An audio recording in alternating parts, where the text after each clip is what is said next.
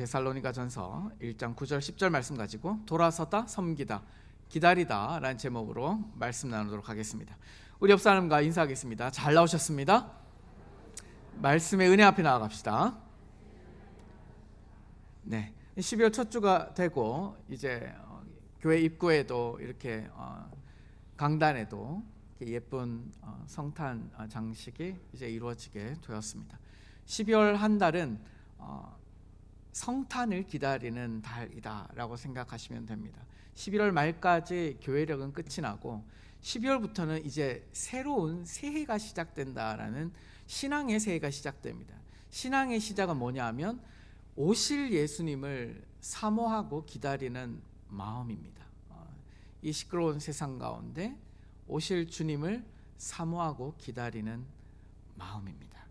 자, 오늘 우리가 읽었던 데살로니가 전후서의 주인공인 데살로니가 교회는요, 우리가 예전에 한번 3번에 걸쳐서 설교를 들었지만 그 이후의 얘기들을 계속 해보고자 하는데요, 그들은 연소한 교회입니다.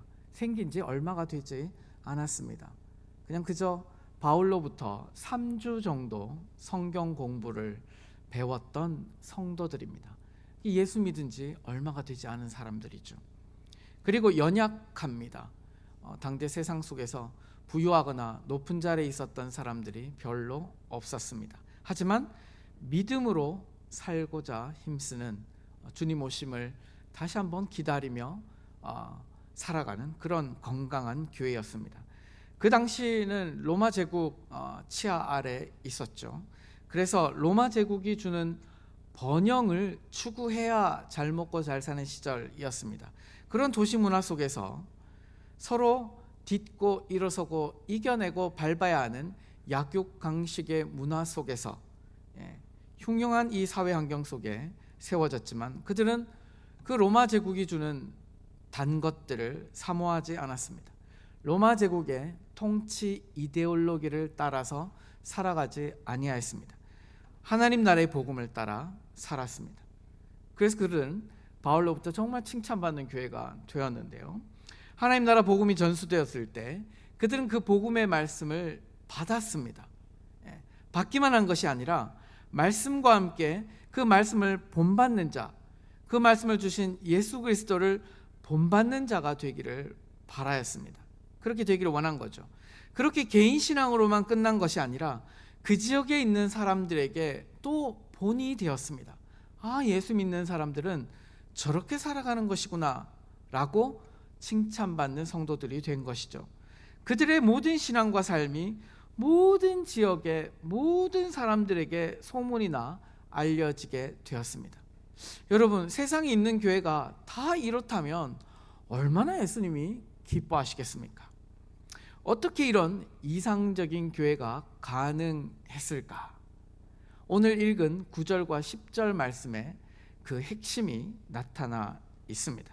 오늘도 우리가 이 데살로니가 교회의 이 핵심을 좀 읽어가면서 주님께서도 우리에게, 우리 동진주 교회도 이런 일이 참으로 이상적인 교회를 꿈꾸고 기도하는 오늘 이 시간 될 수 있게 되길 주님의 이름으로 축복합니다. 아멘. 네, 여러분, 복음의 가장 이상적인 부흥을 이루었던 데살로니가 교회, 생긴 지 얼마 안 되고 신앙의 연조도 부족하고 자기들을 둘러싼 도시의 환경들은 적대적인데 세상적인 것은 너무너무 많고 유혹거리도 많고 정말 제정신 가지고 신앙생활하기 어려운 상황과 환경과 조건 속에서 무엇이 그들을 정말 이렇게 아름다운 교회, 이상적인 교회로 만들었느냐? 그것은요, 회심에 있습니다. 회심. 오늘의 주제는 회심입니다. 회심. 자, 회심의 3가지 요소가 오늘 이 말씀의 2구절 속에 다 나타나 있는데 이 회심이 확실하게 이루어졌던 거예요. 이 교회는 대충 이루어진 것이 아닙니다. 오늘 저와 여러분 속에서 우리 속에 어떻게 회심이 이루어졌고 진행되고 있는지를 잘 살피고 좀 되돌아보는 시간이 될 수 있으면, 찔림을 또 받는 시간이 될 수 있으면 바라겠습니다. 여러분, 회심의 첫 번째 요소는요, 우상을 버리고 하나님께로 돌아서는 것입니다. 자, 따라합시다. 우상을 버리고 하나님께로 돌아서는 것. 이게 회심의 첫 번째 요소입니다. 9절 중반절에 있죠. 너희가 어떻게 우상을 버리고 하나님께로 돌아와서. 데살로니가인의 교회가, 그 성도들이 가장 우선적으로 회심했던 일이 이거예요. 우상을 버리고 하나님께로 돌아섰다는 겁니다. 자, 무엇으로부터 돌아섰다고요? 우상으로부터 돌아섰다고요. 그래서 누구에게 나아갔다고요? 하나님께로. From to. 어디에서? 우상에서 돌아서서 to 어디에게로? 하나님께로 돌아서는 것이 회심입니다. 이것이 있어야 돼요. 자, 그러면 우상에 대해서 봐야 되겠죠. 무엇이 우상인가? 옛적의 우상은요, 눈에 보이는 겁니다.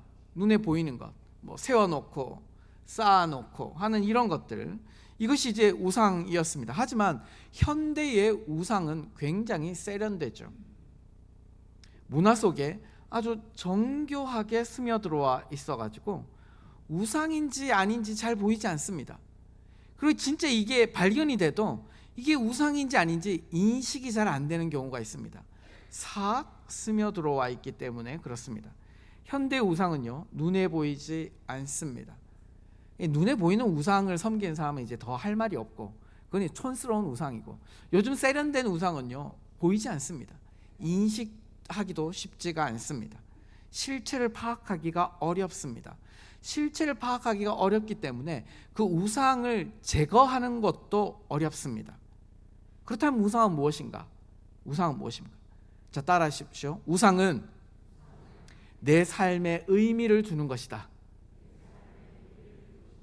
사는 살맛이 나게 하는 것, 내 인생 살맛 나게 하는 것, 요게 우상이 될 가능성이 많습니다. 따라합시다. 다시. 우상은 우리를 움직이게 하는 것이다.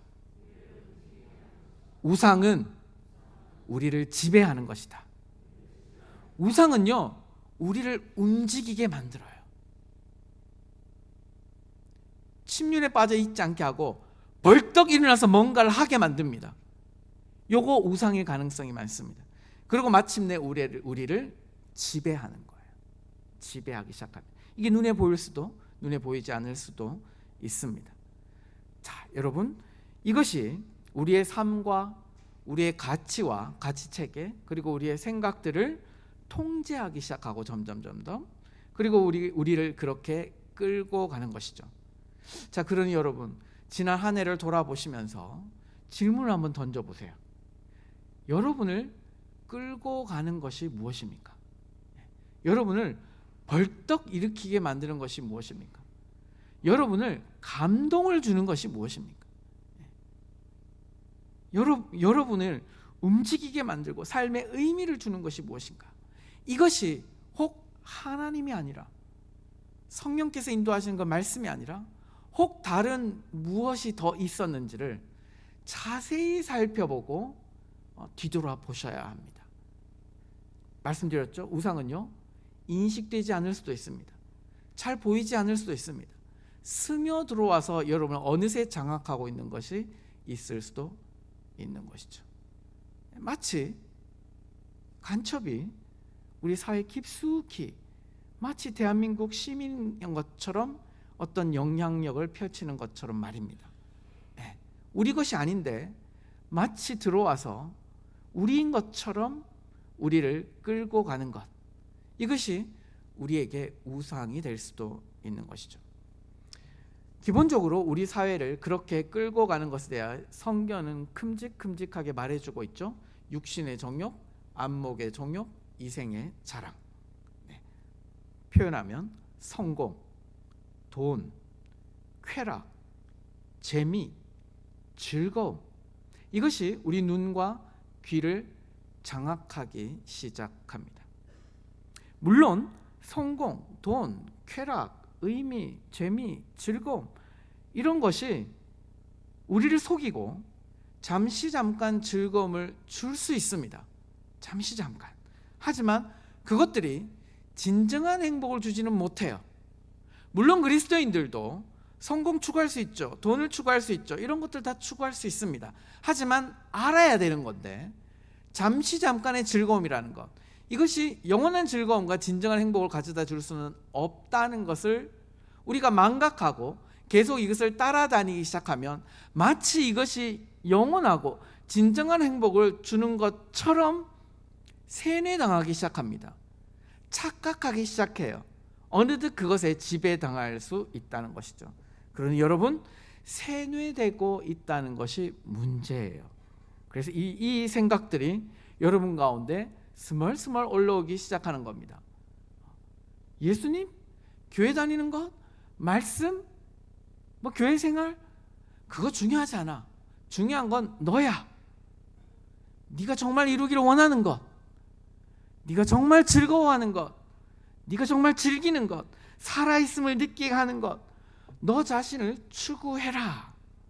네가 제일 중요하지. 뭐가 중요하냐? 이 생각들이 우리 마음속에서 막 흘러나오기 시작하는 거죠. 이것이 우리를 장악하기 시작하면 그것이 바로 우상이 되는 것입니다.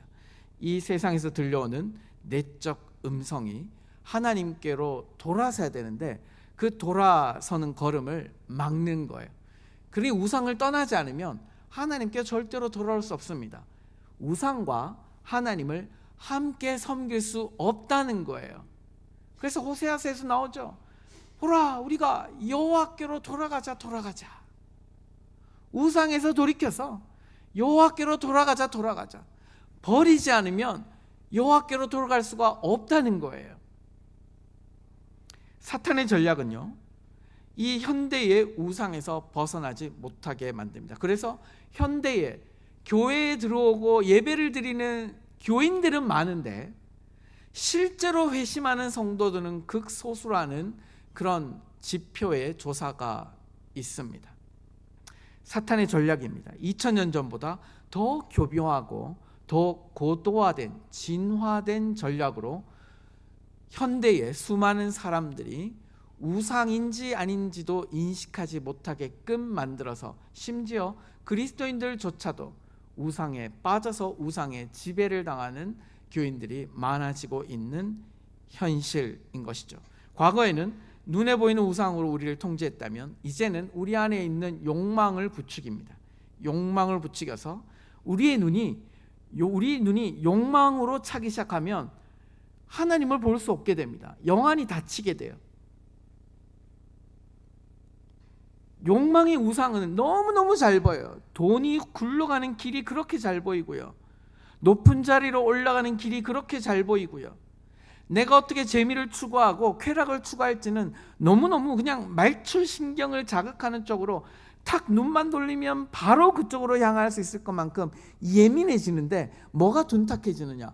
하나님을 바라보는 시야가 흐려지게 됩니다. 그러니 어디를 봐도 하나님이 보이지 않아요. 말씀을 읽어도 하나님이 보이지 않습니다. 찬양을 불러도 은혜가 안 됩니다.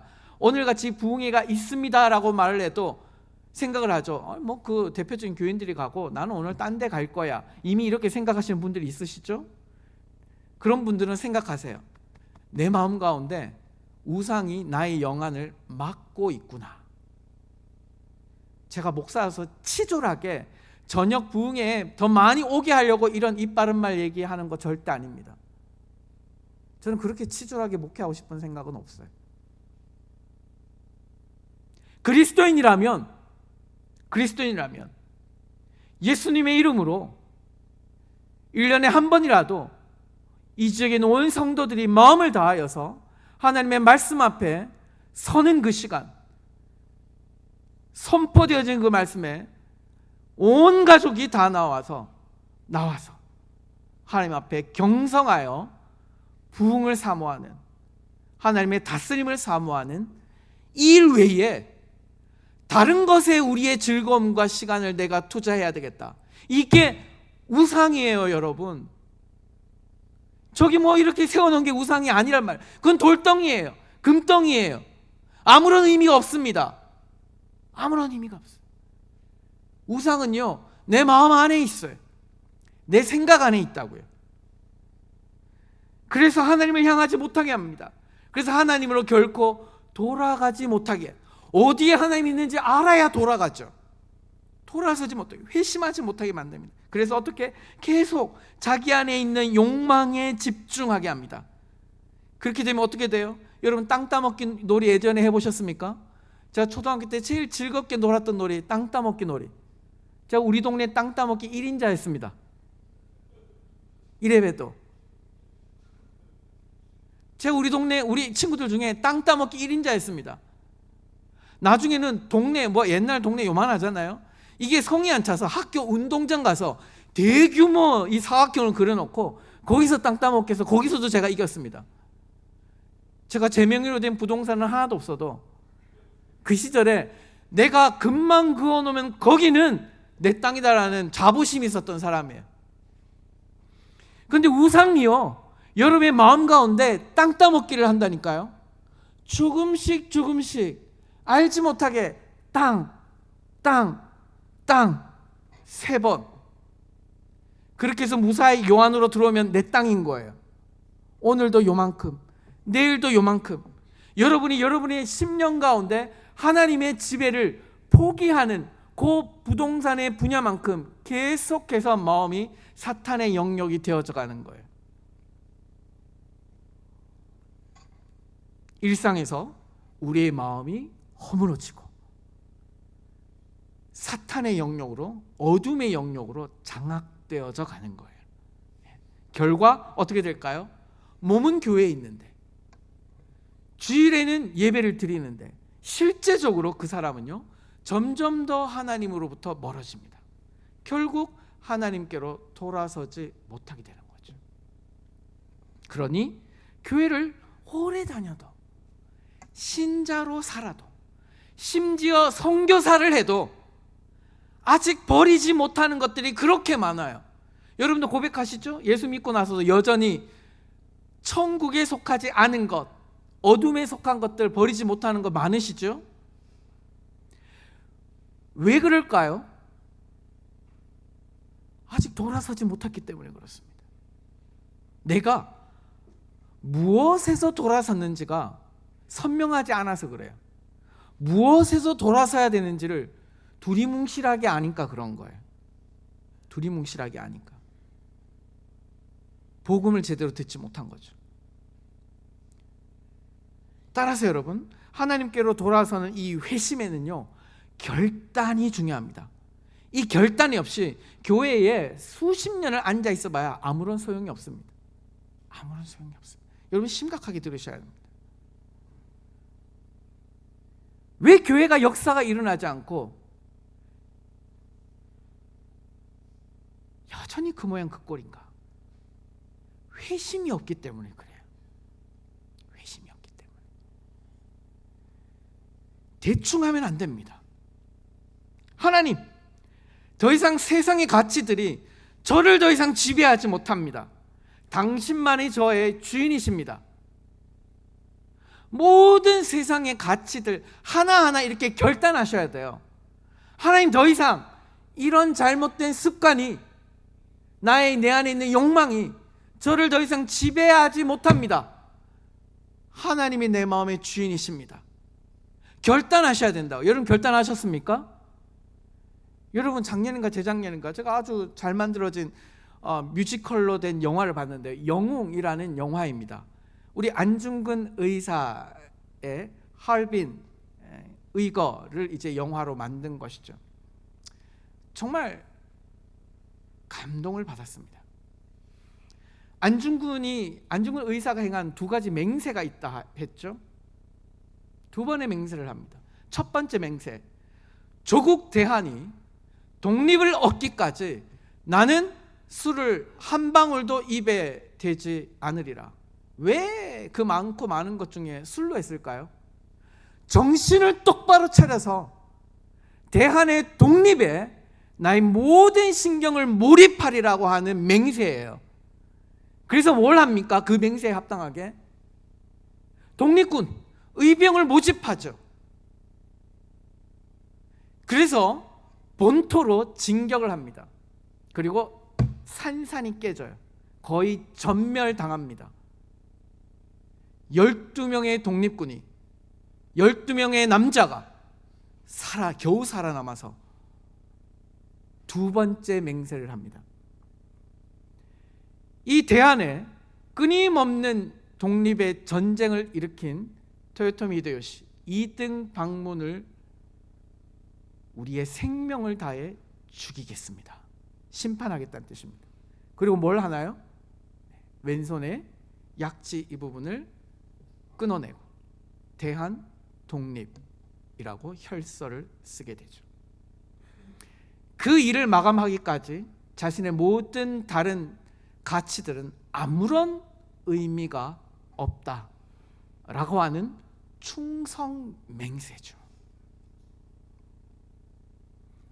그는 오늘날 우리가 젊은이들이 2월 14일 발렌타인데이 사랑합니다, 좋아합니다 그래서 초콜릿 사탕 나눠주지 않습니까? 그는 2월 14일 날 자신의 아내 김아려 여사에게 편지를 보냅니다.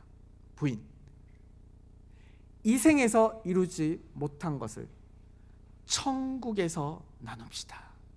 무슨 말입니까? 이 생에서 나는 당신의 남편이고 내 두 아이의 아버지지만 이 조국이 이렇게 된 상황 가운데 보통의 남자처럼 한 여인의 충실한 남편 노릇하는 것, 행복한 가정을 누리는 것이 도무지 아무리 생각해도 사치처럼 느껴지니 여보, 이 생에서 우리 그 부부와 가족의 연은 포기합시다. 그리고 천국에서 만납시다. 이것이 그의 맹세였습니다. 회심은 이런 거예요, 여러분. 결단의 행위가 돌아서는 회심의 핵심입니다. 충성맹세요. 나쁜 짓 하는 조폭들도요 충성맹세를 합니다. 뭐 영화에서 나오지 않습니까? 그 조폭 조직을 벗어날 때 뭘 합니까? 뭐 손가락 자르든지 발가락 자르든지 잘라내야 되는 거죠. 충성맹세이기 때문에 그렇습니다. 여러분, 그들도 그렇게 충성맹세를 합니다. 별 볼 일 없었던 군부 정권에 우리가 뭐 했습니까? 나는 자랑스러운 태극기 앞에 조국과 민족의 무궁한 영광을 위하여 몸과 마음을 바쳐 충성을 다할 것을, 이 국가에 충성을 다할 것을 태극기 앞에 맹세합니다. 국가주의죠. 날마다 매일마다 저도 했죠. 국가에 대해서도 그렇게 맹세를 합니다. 몸과 마음을 바쳐. 여러분, 그리스도인이 되었다는 것, 세례를 받으셨다는 것, 이 자리에 앉아서 예수님께 예배를 드린다는 것, 다시 한번 충성 맹세를 리뉴얼하는 시간이에요. 주님, 제 모든 것은, 제 시간과 제 정과 제 모든 마음과 생각은 주님의 것입니다. 다른 것이 나를 지배할 수가 없습니다. 이 손가락을 자르는 시간이란 말이에요, 예수님 앞에. 근데 감사하게 예수님은 우리의 손가락을 자르시는 게 아니라 하나님은요 아들의 목숨 핏값으로 그것을 날마다 자르게 하십니다. 그게 뭐예요? 예수 그리스도의 피의 공로로 우리가 예배로 나아가는 거예요. 이것이 충성 맹세가 이루어지는 예배란 말이에요. 편안하게 앉아서 예배 드린 것이 아니라 예수 그리스도의 핏값으로 우리가 다시 한번 주님 앞에 회심하여 돌아서는 그런 결단의 시간이 예배의 시간인 거예요. 오늘 저녁 집회는요 우리의 1년간을, 그리고 앞으로의 이 진주시 땅을 주님 앞에 올려드리면서 안중근 의사처럼 충성맹세하는 시간이다 라고 생각하셔야 합니다. 누가 빠지는지 제가 다 살펴보겠습니다. 딴 연합 집회에 빠지셔도 괜찮아요. 근데 이 집회만큼은 빠지지 마십시오. 하나님께 돌아서도 우상의 영향력을 완전히 벗어나기 힘들기 때문에 날마다 이런 충성맹세가 필요한 거예요. 이 맹세 안 하면 어떤 일이 일어났을까요? 안중근 의사가 이 맹세를 하지 않았다면 어떤 일들이 일어났을까요? 물러났겠죠. 적절하게 일본 제국주의에 부역하며 살았겠죠. 광복이 있은 이후에 줄 잘 서서 친일파로 살아갔겠죠. 한몫 단단히 잡았겠죠. 최소한 두 아이의 아버지로서, 한 아내의 남편으로서 행복하게 밥 깔며 살 수 있었겠죠.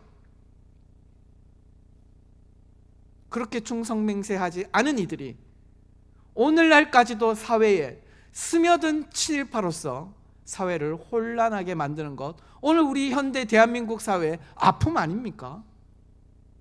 하나님 나라 똑같습니다. 여러분, 친일파로 살아가지 마십시오. 이 시대에 스며들어 있는 악인으로 살아가지 마십시오. 분명히 밝히세요. 내가 주님의 나라에 속해 있는 사람인지, 여전히 악의 세력 가운데 점령당하고 지배당하고 있는 인생인지. 괜찮습니다. 돌아서시면 됩니다. 우상에서 돌아서서 하나님께로 돌아서는 것, 회심을 하면 됩니다. 얼마나 좋습니까? 오늘 밤, 내일 밤, 모레 밤 목소리를 높여 기도하시고 회개하시고 하나님 앞에 돌아서는 복된 시간이 되시길 주님의 이름으로 축복합니다. 네, 다음엔 안 하시는 것 같은데. 자, 여러분, 마음으로 집중하여 결단하고 믿음으로 주장해야 해요. 그래야 이 충성맹세가 이어지게 되는 겁니다. 진지하게 그렇게 결단하지 않으면요, 어떻게 되느냐? 죽은 우상들과 살아계신 하나님 사이를 어떻게 왔다 갔다 왔다 갔다 하는 정말 불쌍한 인생으로 살아가는 겁니다. 한 남자가 한 여자가 부부의 연을 맺었는데 계속 이 파트너한테 마음을 주지 못해서 왔다 갔다 왔다 갔다, 뭐 여러분 인생 가운데 별로 없었겠지만 만약에 드라마에서 그런 거 보면 여러분 마음이 어떻든가요? 답답하죠? 옆 사람에 이렇게 축복합시다. 우리 그런 답답한 신앙인이 되지 맙시다. 여러분, 답답하게 신앙생활 하지 마세요. 한쪽으로 돌아가세요. 영원히 어둠의 영역에 사시든지 아니면 돌아서서 하나님의 품에 안기시든지 왔다 갔다 하지 마세요. 왔다 갔다 하지 마세요. 회심의 이것이 첫 번째 단계입니다. 우상에서 돌아서서 하나님께로 돌아가는 것. 두 번째 회심의 단계는요, 9절 하반절에 있어요. 살아계시고 참되신 하나님을 섬기는 것. 여기서 섬긴다는 것은요, 직역하면 노예가 된다는 거예요. To be a slave. 노예가 된다는 거예요. 노예가 된다는 거예요. 이게 섬긴다는 거예요. 그러니까 이 말은 뭐냐 하면, 회심은 뭐냐 하면 이제는 세상의 노예가 아니라, 우상의 노예가 아니라 하나님의 노예로서 하나님을 섬긴다는 거예요. 인간은 태생 자체가 창조 때에 하나님의 노예가 될 때 비로소 자유로워질 수 있도록 만들어져 있습니다. 그러니 하나님이 아닌 다른 것의 노예로 살면 진짜 노예가 되는 거예요. 인간은 독립적인 존재로 창조되지 않았습니다. 인간은 무엇인가 종속되고 무엇인가 몰입하도록 창조되어져 있어요. 그 무엇인가가 무엇인가요? 하나님이죠. 진리를 행함이죠. 그런데 그 영원한 진리인 하나님을 버리고 비진리인 우상들에 종속되고 몰입하게 되는 것이 우상이라고요. 자신에게 몰입하고 성공에 몰입하고 자기가 속해져 있는 집단에 몰입하고 자기가 누리고 싶은 쾌락에 몰입하게 되는 것, 그것이 우상이에요. 우상이에요. 스마트폰, 유튜브, 인스타, 온라인 게임, 쇼핑, 온갖 동호회, 그리고 온갖 조직들의 기득권, 이걸 수호하기 위해 무슨 짓이든 다 하는 게 인간입니다. 우상이니까요. 그것 없이 못 살아가니까요. 그것에서 돌아서서 나는 그것들의 노예가 아닙니다. 나는 하나님의 노예입니다. 하나님의 종입니다. 그리고 하나님을 종으로서 섬기는 것이 회심이에요. 눈물 한번 흘리고 예수님 믿습니다 이런다고 회심한 게 아니에요. 3분의 1만 된 거예요. 두 번째 회심은 철저하게 하나님의 발 앞에 엎드리는 겁니다. 주님의 종으로 살아가야 한다는 겁니다. 자, 여러분, 그 하나님이 아닌 다른 것들에 몰입하게 될 때 세상 근심, 피곤함, 외로움, 고통, 쉼을 얻는 것 같아요. 그리고 무엇을 잃어버리죠? 하나님은 잊어버리게 됩니다. 하나님 잊어버려. 그래서 인간은 현실을 잊고 싶고 행복하고 싶고 자유로워 싶어서 온갖 다양한 우상에 몰입합니다. 나중에는 어떻게 돼요? 하나가 생기죠. 이것 없이는 난 못 살 것 같아. 소위 아이들 말로 최애가 생깁니다. 여러분, 여러분의 최애가 하나님이 아니라면 그놈은 우상이에요. 여러분, 이것을 다시 한번 성찰하시고 되돌아보는 시간이 되시길 바랍니다. 그 우상이 주는 도파민을 따라가면요, 결국 도파민 중독에 걸리게 돼요. 현실 직시가 안 되고 도피해서 더 우상에 몰두하여 속박되고 맙니다. 노예가 되는 거죠. 세상의 노예가 되는 것이죠. 그러나 하나님을 섬기는 종이 되면 진리가 이제 지배하기 때문에 세상 어느 것에도 지배받지 아니하는 진실된 참된 자유로 나아가게 된다는 겁니다. 여러분 기억하세요.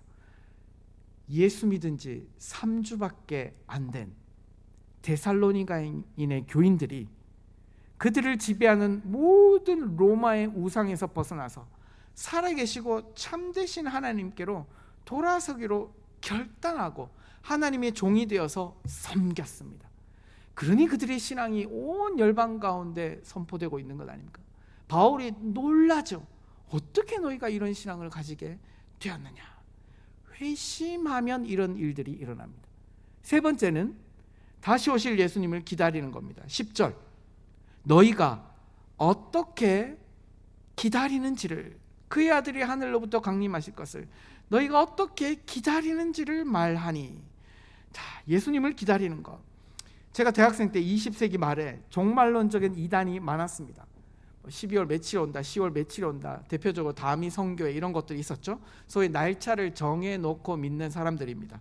그러나 그들의 기다림은 우리가 다 알듯이 허사로 끝나고 말았습니다. 근데 그 이후에 그 위에 나쁜 영향력이 미치게 생겼어요. 왜냐하면 그 이전에 교회에서는요, 계시록 설교나 종말론에 관한 설교가 많았습니다. 그런데 이 다미 선교회 이후로 교회 강단에서 종말에 관한 설교가 끊어져 버렸어요. 이단 취급 받을까 봐 말이죠. 그러니 오늘날 그리스도인 가운데 예수님을 간절히 기다리지 않는 풍조가 생긴 겁니다. 우리 옆 사람에게 한번 물어봅시다. 자, 물어보세요. 예수님의 다시 오심을 기다리십니까? 대답하세요. 별로요. 예수님 언젠가는 오시겠죠. 뭐 큰 문제는 아닙니다. 뭐 오시겠죠. 그런데 내가 오늘 뭐 하는 게 더 중요해? 어디 놀러 가는 게 중요하고, 어디 동아리 가는 게 중요하고, 내 일신의 영달을 위해서 이것저것 신경 쓰는 게 더 중요해. 주님, 예수님 안 믿는다고 내가 말하지 않았잖아요. 주님 오십니다. 오시는데 오늘 난 이게 더 중요해. 그렇게 하루하루 살아가는 거예요. 이건 날마다 기대하시나요? 주님 고대가 부르시면서 낮에나 밤에나 내 주님 언제 오실지 기다립니다. 여러분 그런 기도 안 하시죠? 주님 언제 오십니까? 오늘도 안 오십니까?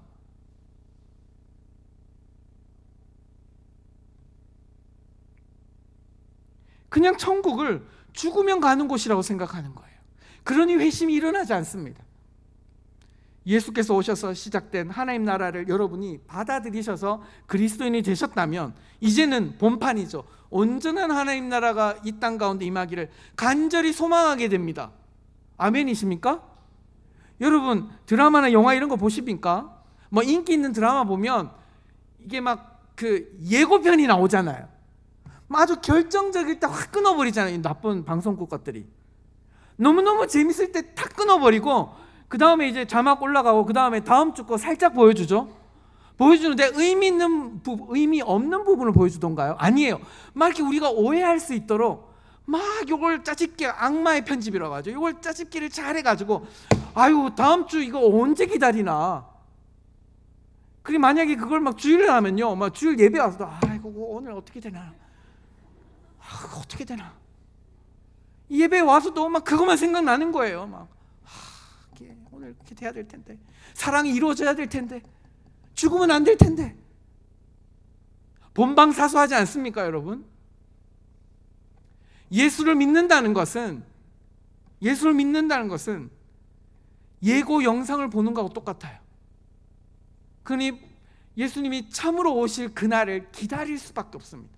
기다릴 수밖에 없어요. 안 볼 수가 없는 거예요. 하나님 나라 복음을 제대로 믿고 따르는 사람은요, 마라나타의 신앙을 가질 수밖에 없어요. 마라나타 아멘 주 예수여 어서 오시옵소서. 선교사들이 말입니다, 날마다 이곳저곳 사역하기 때문에 평생 만나지 못할 수도 있고 그 다음에 죽을 수도 있어요. 그래서 선교사들 가운데 가장 한때 유행했던 가장 그 유명한 인사가 뭐냐 하면, 그때 보면 그 다음에 못 볼 수도 있으니까 이렇게 인사를 했습니다. 땅끝에서 봅시다. 땅끝에서 만납시다. 땅끝에서 만납시다. 그리고 여러분, 유명한 예전에 우리 그 분당에 있는 어떤 교회에서 아프가니스탄에 단기 선교를 갔다가 탈레반에게 잡혔던 일이 있죠. 네, 그 중에 사신 분하고 저하고 이제 같이 잠시 사역을 한 일이 있어서 좀 아는데요. 그 중에 이제 목사님 한 분하고 다른 분이 순교하셨죠. 그 이야기입니다. 그 중에 한 분이 끌려 나갈 때 모두가 알았답니다. 죽는구나. 근데 그분이 나가면서 뭐라고 말했냐면 이렇게 말했다고 합니다. 천국에서 만납시다. 끝까지 승리합시다. 다른 말 하나도 안 하고 천국에서 만납시다. 그때까지 승리합시다. 그리고 나가서 죽으신 거죠.